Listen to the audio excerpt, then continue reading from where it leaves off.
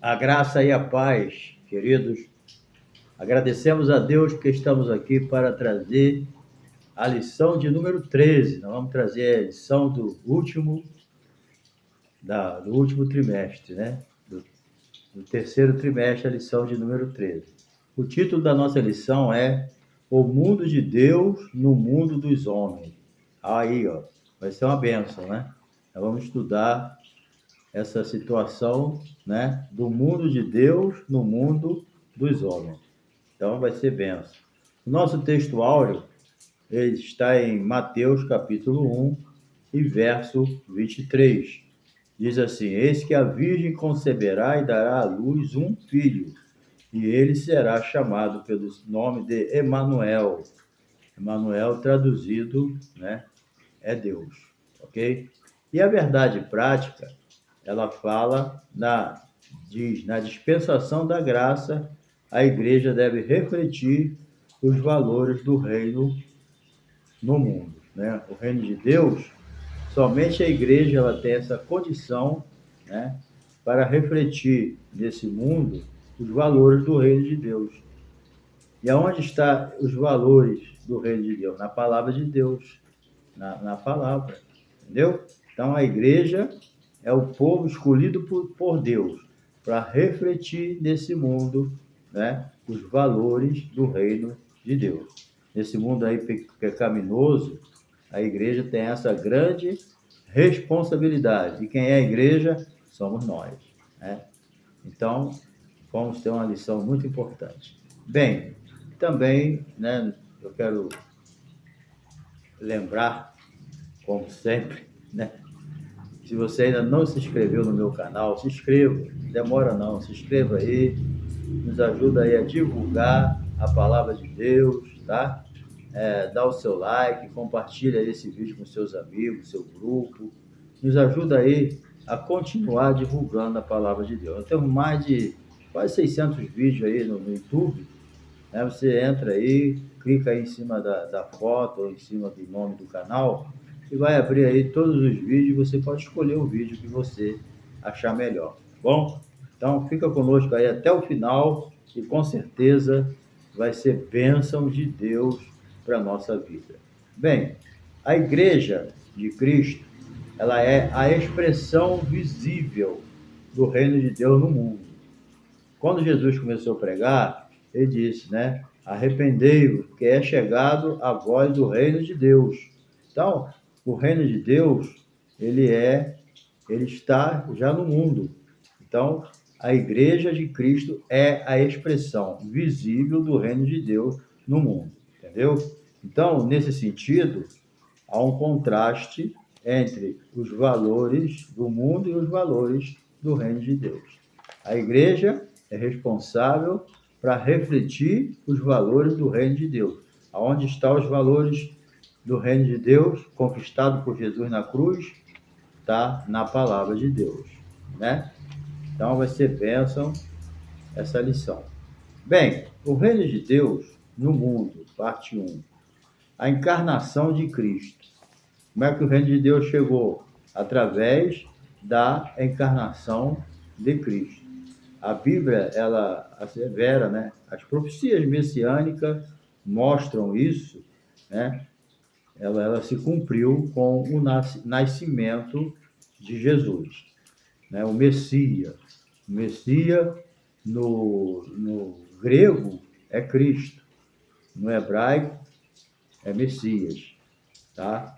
Então, Jesus é o cumprimento dessa profecia. Então, esse evento se deu pela concepção do nosso Senhor através do Espírito Santo. Jesus foi gerado pelo Espírito Santo. É um mistério que humanamente não tem como a gente entender. O próprio apóstolo Paulo, que recebeu, né, tanta revelação de Deus, ele mesmo disse que grande é o mistério da piedade. Ninguém sabe, né, mas Jesus se humanizou, assumindo uma forma humana, sem pecado, para morrer pelos nossos pecados. Entendeu? Então, isso aí é o que está claro na palavra de Deus. A Bíblia mesmo diz, né? O verbo se fez carne e habitou entre nós. Quem é o verbo? É Jesus. O verbo na Bíblia, no original, é logos, né? Palavra. Deus, né, colocou Jesus como o único meio de se comunicar conosco. A comunicação do ser humano com a divindade somente através de Jesus, né? Então, o Emanuel é o Deus conosco, tá? Está lá em Mateus 1:23.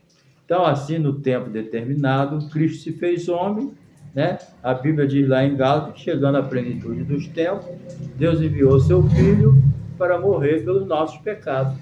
Está entendendo? Então, Jesus, ele participou da nossa natureza, expiando o nosso pecado, sem se contaminar com o nosso pecado. Entendeu? Então, número 2 aqui, a mensagem do reino. Então, após Jesus ser tentado ali aqueles 40 dias e 40 noites ali no deserto, né? Quando ele venceu aquela tentação toda, o Espírito, mesmo Espírito que levou ele para a tentação, trouxe de volta e ele, cheio do poder, na virtude do Espírito Santo, ele voltou e começou a pregar. Qual era a pregação dele? A mais simples possível, né? Arrependei-vos, né? E arrependei-vos, porque é chegado o reino dos céus. Pedro, o apóstolo, pregou essa mensagem depois na Porta Formosa, lá, quando ele curou, usado por Deus, curou aquele paralítico. Ele disse: arrependei-vos e convertei-vos, para que sejam cancelados os vossos pecados e venham sobre vós tempo de refrigério. Então, a mensagem do reino, ela começa com arrependimento. Arrependimento é metanoia, é mudança de pensamento, né? Então, quando eu me arrependo, eu tenho uma mudança de pensamento. Quando eu me converto, né? Me arrependo e me converto, aí eu tenho uma mudança de atitude, né? Então, por quê? Porque é chegado a vós o reino dos céus. E o reino dos céus é somente para os arrependidos. Arrependei-vos. Então, tem que ter arrependimento, certo? Então, a gente compreende isso aí, essa mudança. Quando nós se arrependemos, muda tudo. Muda espiritualmente, moralmente, entendeu? Muda toda a nossa trajetória de vida quando nós somos tocados pelo Espírito e aceitamos a vontade de Deus em nossa vida e nos arrependemos dos nossos pecados, entendeu? Então, a igreja, ela tem que proclamar a mensagem do reino, arrependimento, certo? Nós temos que pregar. A igreja está na terra para isso. A igreja não tem outra função na terra.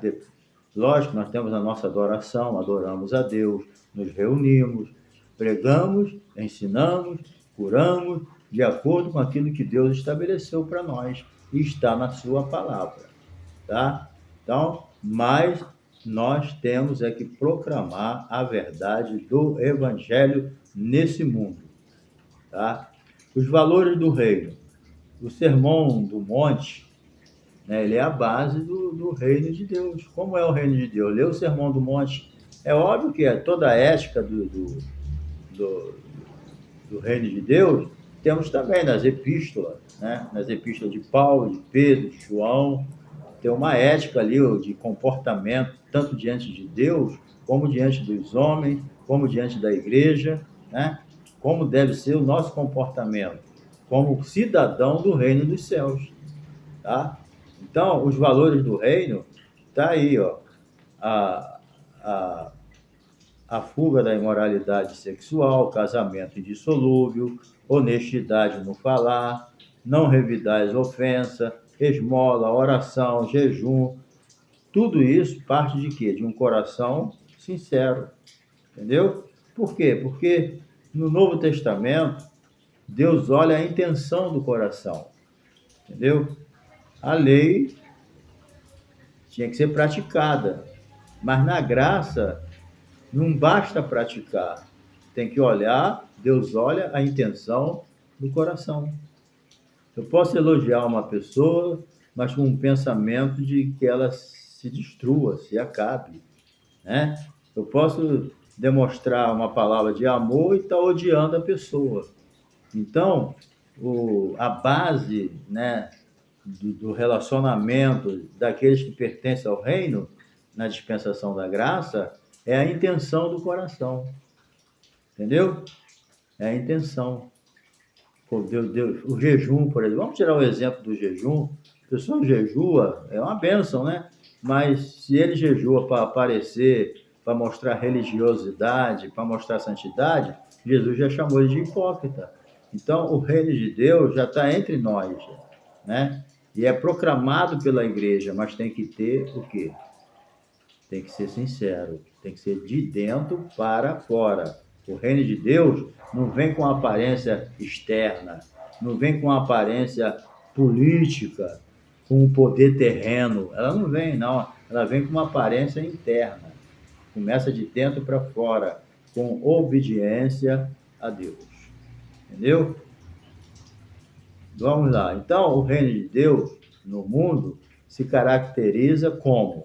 Pela encarnação de Jesus Cristo, além da propagação da sua mensagem de valores. Então, o que caracteriza o reino de Deus é a morte de Jesus. Ele se encarnou, morreu pelos nossos pecados, ressuscitou, está à direita de Deus e deu uma ordem para a gente, pregar os valores do reino de Deus, que é o Evangelho. Entendeu? Isso aí que é muito importante. Então, número 2 aqui, as bênçãos de uma vida no reino. A remissão dos pecados, né?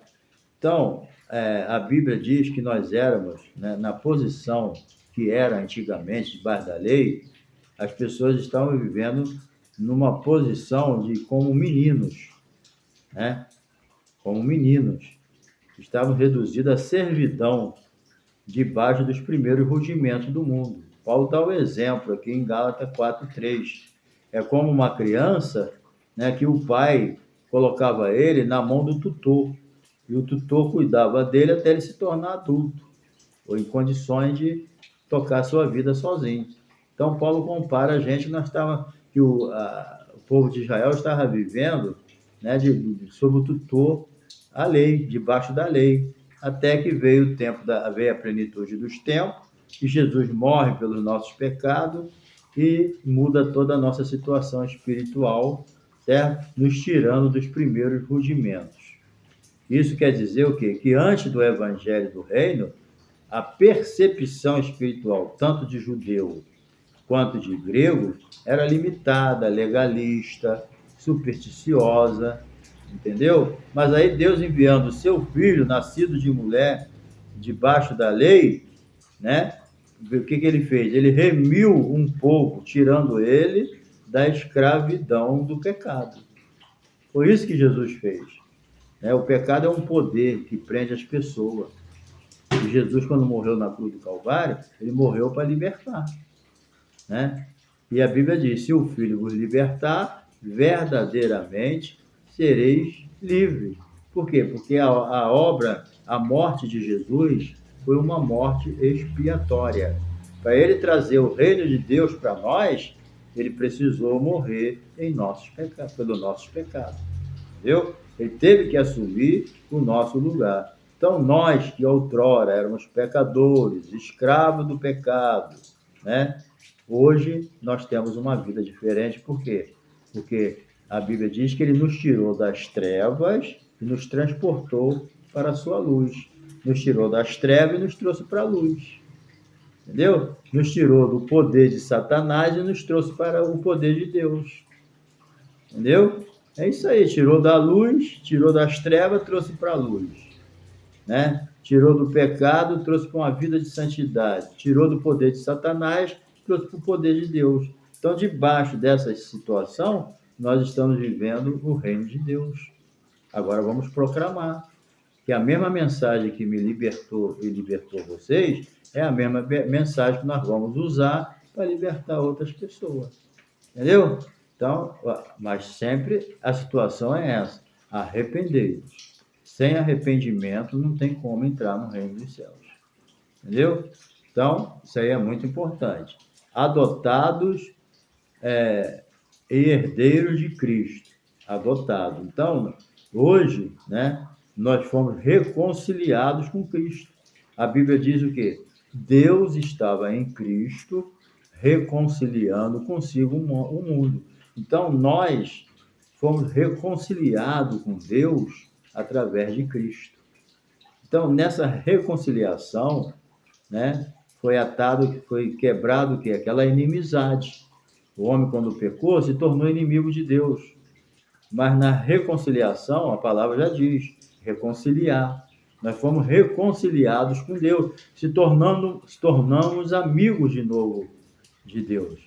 Por isso que a Bíblia diz que Jesus é o mediador entre Deus e os homens. Quem é o mediador? É aquele que faz a mediação, né? Para ter um relacionamento de paz. Então, através de Jesus, aquela inimizade cai por terra e nós passamos a ser de novo amigo de Deus. É por isso que Jesus falou: já não vos chamo servo, mas amigos, porque o servo não sabe o que faz o seu senhor e tudo que eu for fazer vocês sabem. Então, há o quê? Uma amizade entre Deus e o homem agora por causa de Jesus na cruz do Calvário. Porque Jesus é o único que pode segurar na mão de Deus, porque ele é divino. Mas é o único que pode segurar na mão do homem, porque ele é humano também, né? Então, Jesus faz a mediação perfeita, nos fazendo amigo de Deus. Então, hoje, nós somos amigos de Deus, somos filhos de Deus.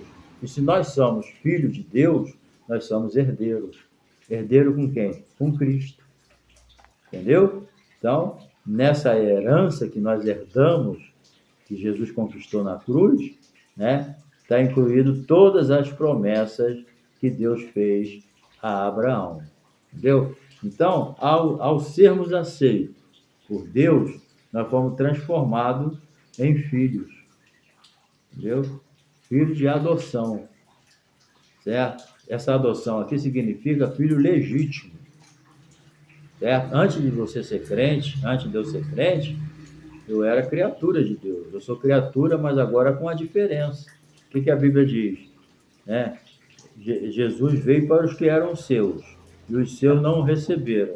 Mas todos quanto receberam, deu-lhes o poder de serem feitos filhos de Deus.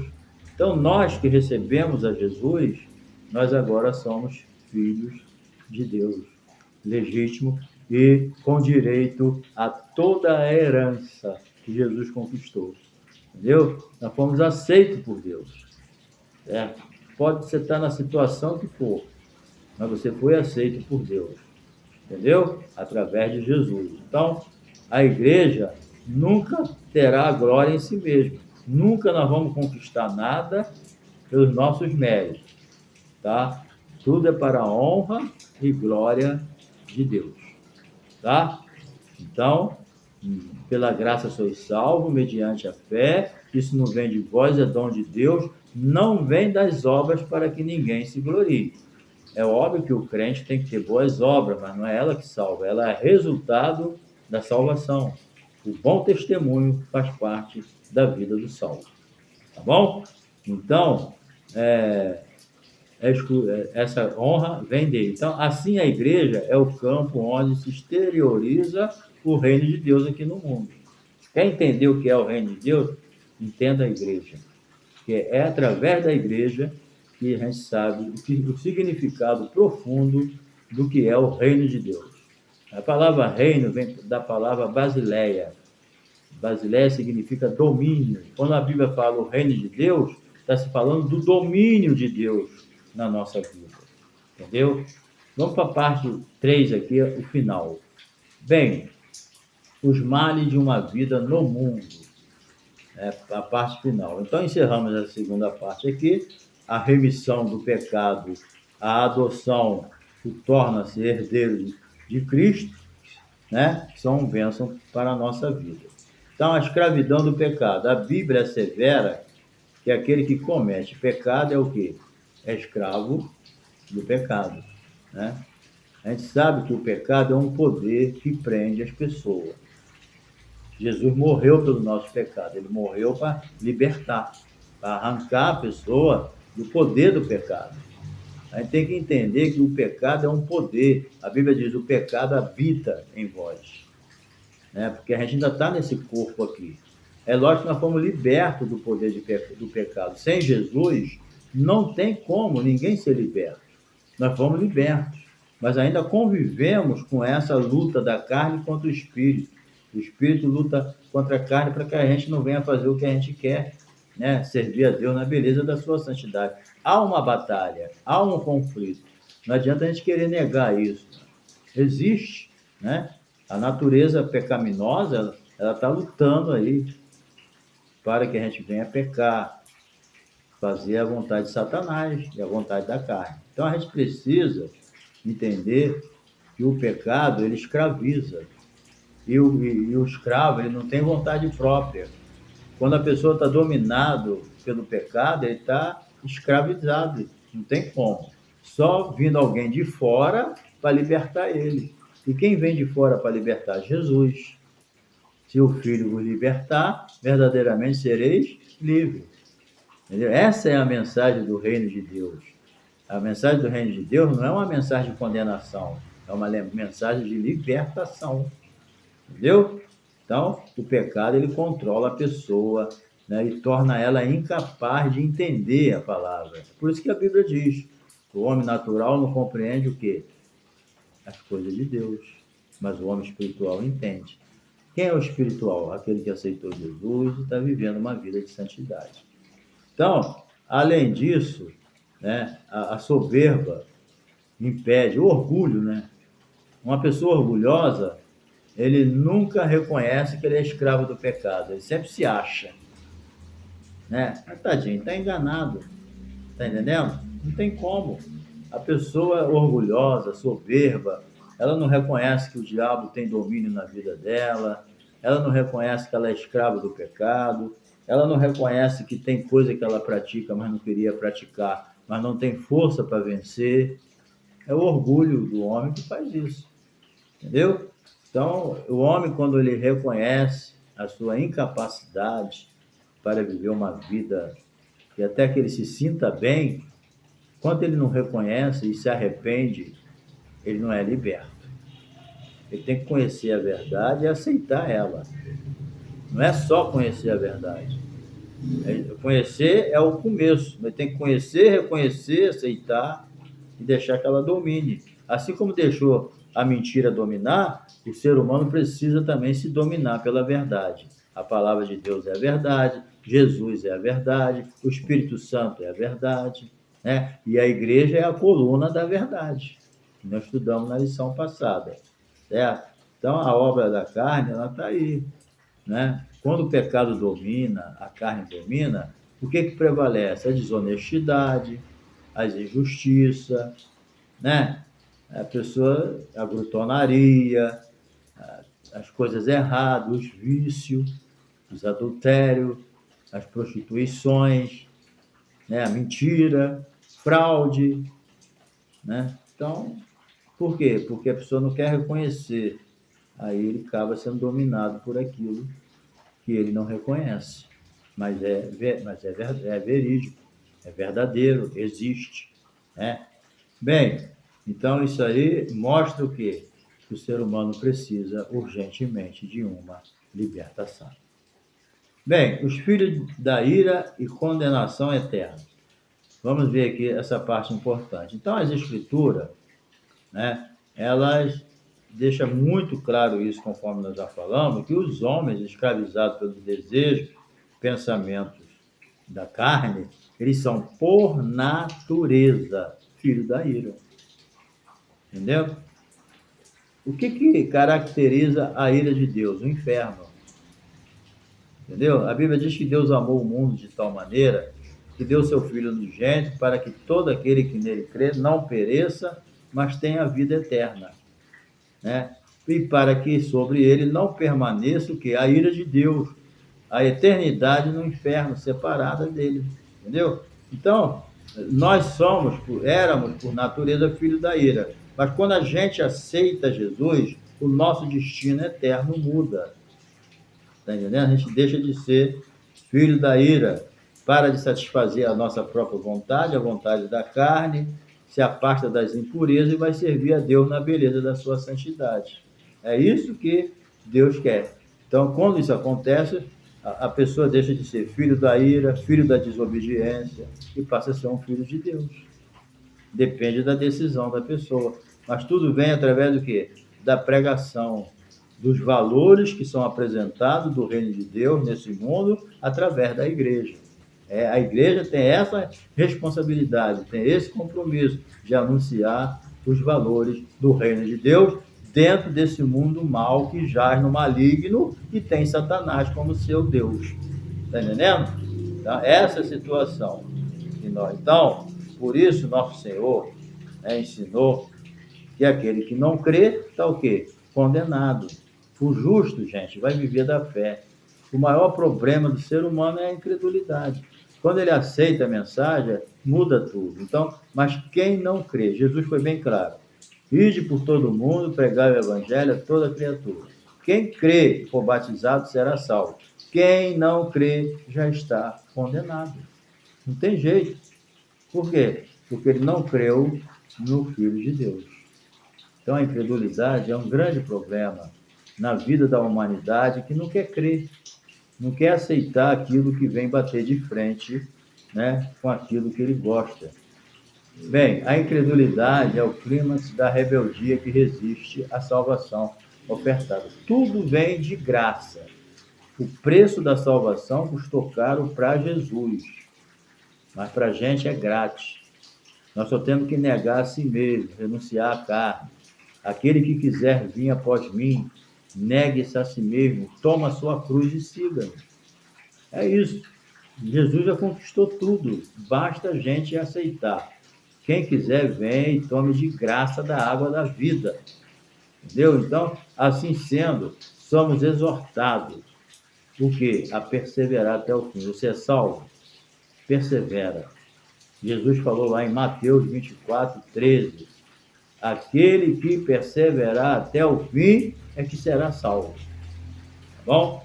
Então, a escravidão do pecado, a ira, a condenação eterna, são elementos dos males de uma vida no mundo.